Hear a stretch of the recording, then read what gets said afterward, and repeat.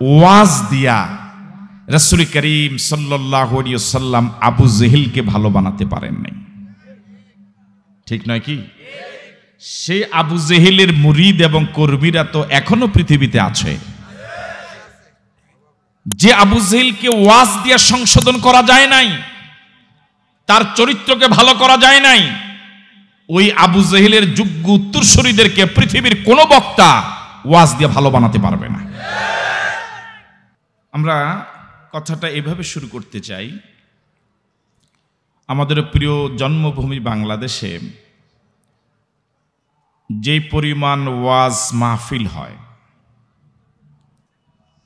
আমার জানা মতে পৃথিবীর কোনো একক দেশে এত ওয়াজ মাহফিল আর হয় না। আপনারা কি আমার সাথে একমত?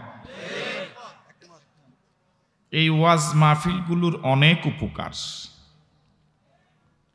একটা ওয়াজ মাহফিলকে কেন্দ্র করে এলাকার যুবক, বৃদ্ধ, কিশোর সকলেই এক কাতারে এসে যায়, একটি আনন্দ ঘন মিলন মেলায় পরিণত হয়। কয়েক ঘন্টা ব্যাপী এলাকার মানুষেরা ওলামায়ে কেরামের জবান থেকে কোরআন সুন্নাহর আলোচনা শুনে উপকৃত হন, বিগত দিনের গুনাহগুলো মাফ করার একটা অনুভূতি জাগে, ইবাদত বন্দেগী আরো বাড়িয়ে দেওয়ার জন্য একটা স্পৃহা জাগে। অন্তত এই কয়েক ঘন্টা তো এই ওয়াজ মাহফিলে না বসলে কোনো না কোনো গল্প গুজবের মজলিসে আমরা বসে থাকতাম। অন্তত সে জায়গা থেকে তো অন্তত একটি ভালো জায়গায় কিছু সময় বসে আছি।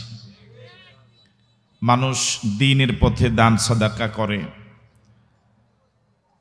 আল্লাহ এবং রাসূলের পথ খুঁজে পায়। অসংখ্য উপকার ওয়াজ মাহফিলগুলোর, কোনো সন্দেহ নাই। কিন্তু আপনাদের কাছে আমার প্রশ্ন, ওয়াজ মাহফিল আমাদের দেশে যে পরিমাণ প্রতি বৎসর বাড়ছে, সামাজিক অপরাধ, রাষ্ট্রীয় অপরাধ কমছে না বাড়ছে? আওয়াজ তো বাড়ে নাই। ওই যে দেখেন উনি এখনো জবান খুলেই নেই। বাড়ছে না কমছে? একটু কম বাড়তেছে না অনেক? কিছু অপরাধের কথা বলি, যেমন চুরি, ডাকাতি, জেনা, বেবিচার, সন্ত্রাস, মাস্তানি, চাঁদাবাজি, ইফটিজিং, ডাইল, গাঁজা, হিরোইন, বাবা, ইয়াবা, মিথ্যা মামলা, মিথ্যা সাক্ষী, মিথ্যা রায়, মানুষের প্রতি জুলুম করা, দুর্নীতি করা, মানুষকে ঠকানো, এই যে অসংখ্য অপরাধ, এই অপরাধগুলো কি দিন দিন কমছে না বাড়ছে? একটু নিরপেক্ষভাবে চিন্তা করে যদি জবাব দেন, জবাবটা হবে এমন, গোটা পৃথিবী আজ অপরাধের মহাসাগরে হাবুডুবু খাচ্ছে। এখন আমার আপনাদের কাছে প্রশ্ন, এই যে এত ওয়াজ মাহফিল হচ্ছে প্রতি গ্রামে, এমনকি কোনো মাহফিলের আওয়াজ আরেক মাহফিলও পাওয়া যায়, তাহলে এত কাছাকাছি ওয়াজ হচ্ছে, এত অল্প ব্যবধানে ওয়াজ হচ্ছে, তাহলে সমাজ থেকে অপরাধ বন্ধ হয় না কেন? সমাজটা অপরাধ মুক্ত হয় না কেন? এই প্রশ্নটা কি শুধু আমার না আপনাদেরও? আপনাদের মনে কি একই প্রশ্ন? এই প্রশ্নের জবাব কি কখনো খুঁজেছেন? কখনো কি চিন্তা করেছেন যে প্রতিদিন ওয়াজ হয়, অপরাধ যে খালি দিন দিন আরো বাড়ে? একটা সমাজে সব মানুষ অপরাধী নয়। যে অপরাধগুলোর কথা বললাম, এই অপরাধ সহ আরো অনেক অপরাধ, অল্প কিছু মানুষ এই অপরাধের সাথে জড়িত। যেমন একটা ইউনিয়নে যদি 10,000 মানুষ থাকে, এই সামাজিক এই বড় অপরাধগুলোর সাথে জড়িত বড় জোর 500 মানুষ। আমার কথা কি বুঝতেছেন আপনারা? যে 500 মানুষ এই অপরাধগুলোর সাথে জড়িত, ওই 500 মানুষের এই অপরাধের কারণে বাকি 9,500 মানুষ খুবই ভীত সন্ত্রস্ত হয়ে সমাজে বসবাস করা লাগে।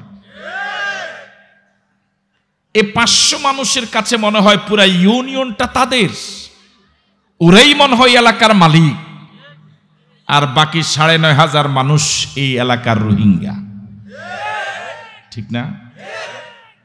যে 500 মানুষ এই অপরাধগুলোর সাথে জড়িত, ওরা ওয়াজ মাহফিলের আয়োজনও করে না, এমনকি ওয়াজ মাহফিল শুনতেও আসে না।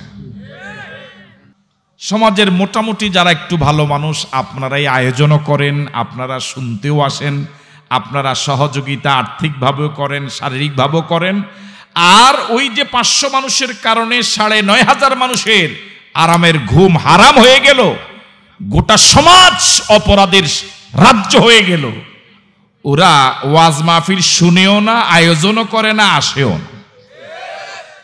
তাহলে এই 500 মানুষের কারণে কি 9,500 মানুষ আজীবন কি আপনারা এইভাবে দুর্বল হয়ে, আজীবন কি তাদের ভয়ে ভীত সন্ত্রস্ত হয়ে বসবাস করবেন? ওই অপরাধীদের জন্য কোনো ওয়াজ দিয়া এদেরকে ভালো করা যাবে না। ওদের জন্য প্রয়োজন আইন। ওদেরকে আইনের আওতায় আনা ছাড়া সমাজ এবং রাষ্ট্রকে অপরাধ মুক্ত বানানো, এ ব্যাপারে কি আপনারা একমত? সবাই একমত? তাহলে আমার এই কয়েক মিনিটের আলোচনায় আমরা এই বিষয়টা বুঝাবার চেষ্টা করছি। আপনারাও সম্মিলিতভাবে একমত হয়েছেন, একাত্মতা প্রকাশ করেছেন যে ওয়াজ দিয়া সমাজকে, রাষ্ট্রকে অপরাধ মুক্ত বানানো যাবে না।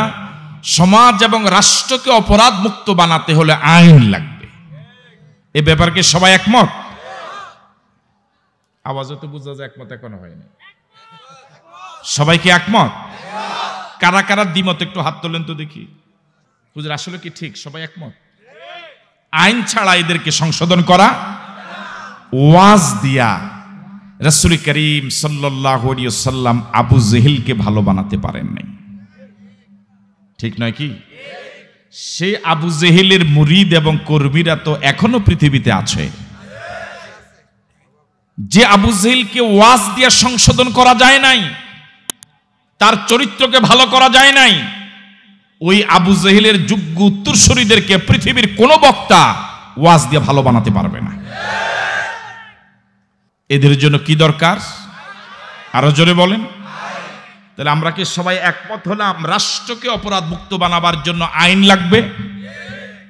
এর আগের যে বিষয়টা আপনাদের কাছ থেকে স্বীকৃতি নেওয়া দরকার, এই সমাজটা যেভাবে চলছে, এই পৃথিবীটা যেভাবে চলছে অপরাধের সাগরে ভাসতে, এভাবে ভাসতে থাকুক না সমাজ এবং রাষ্ট্র অপরাধ মুক্ত হোক? আমরা কোনটা চাই? আমরা কি চাই গোটা পৃথিবী অপরাধ মুক্ত হোক? সবাই চাই। তাহলে কি লাগবে? সবাই বলেন না কেন, কি লাগবে? তাহলে এই বিষয়ে আমরা একমত হওয়ার পর সামনে এখন যে বিষয়ে আমাদের কথা বলা দরকার, এখন আইন তো দু ধরনের, মানুষের বানানো আইন, আল্লাহর দেওয়া আইন।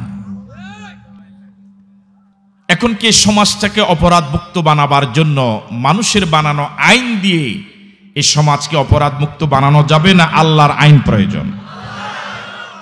বুঝে শুনে বলছেন? তো রাজনীতি হয়ে গেল না? আমার ভাইয়েরা, এই পৃথিবীতে মানুষের মাঝে শান্তি বিরাজ করার জন্য, পৃথিবীতে শান্তি প্রতিষ্ঠিত করার জন্য, মানুষকে অপরাধ মুক্ত বানাবার জন্য মানুষের বানানো আইন দিয়া সমাজ এবং রাষ্ট্রকে অপরাধ মুক্ত বানানো যাবে না।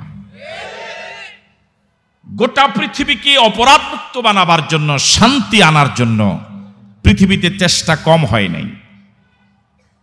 বিশ্বের নেতারা, মড়লেরা, মাতবারেরা বহু চেষ্টা করেছে পৃথিবীতে শান্তি আনার জন্য। ওং শান্তি, ওং শান্তি বলে মিছিল হয়েছে, এখনো হচ্ছে। অশান্ত পৃথিবীকে শান্ত করার জন্য জাতিসংঘ বানানো হলো। জাতিসংঘ পৃথিবীর অশান্তি দূর করতে পারে নাই, বরং অশান্তির আগুনে আরো ঘি ঢেলে দিয়েছে। ঠিক নয় কি? মাও সেতুং, কার্ল মার্কস, লেনিন পৃথিবীর মানুষকে শান্তি দেওয়ার জন্য অজস্র নীতিমালা তৈরি করেছে। অনেক সুন্দর সুন্দর বচন তারা আবিষ্কার করেছে।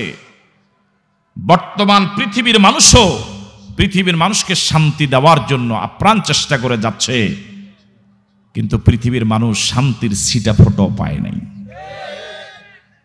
সম্মানিত দিনী ভাইয়েরা, আমি আপনাদের কাছে প্রশ্ন রাখতে চাই, মানুষ আরেকজন মানুষের বানানো আইনের সামনে মাথা নত করা, আশরাফুল মাখলুকাত মানুষ তার মতো আরেকজন মানুষের বানানো আইনকে মেনে চলা, এটা মানুষের জন্য ইজ্জতের না অপমানের? বুঝেন না মনে কথা? আমরা এখানে যারা আছি, আমরা কি মানুষ?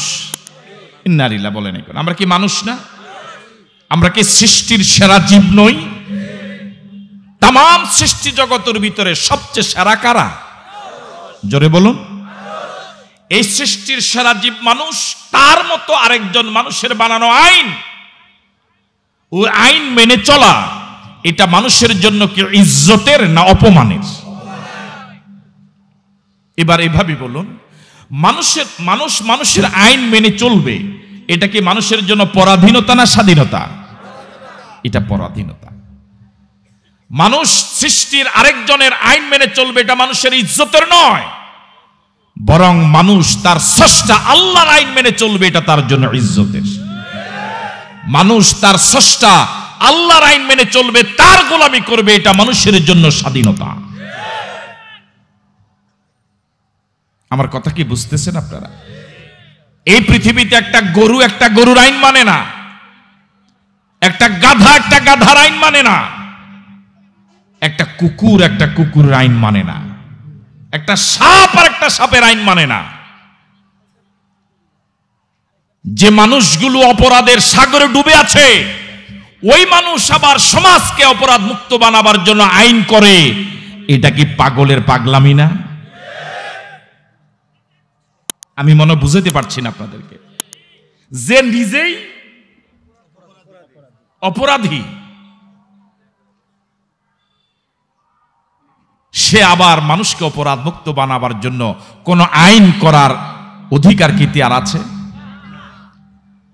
এবার বলুন তো, আমরা মালিক না গোলাম? সবাই বলেন, আরো জোরে বলেন। আমাদের কোনো মালিক নাই। কয়জন? তিনি কে? এবার বলুন তো দেখি,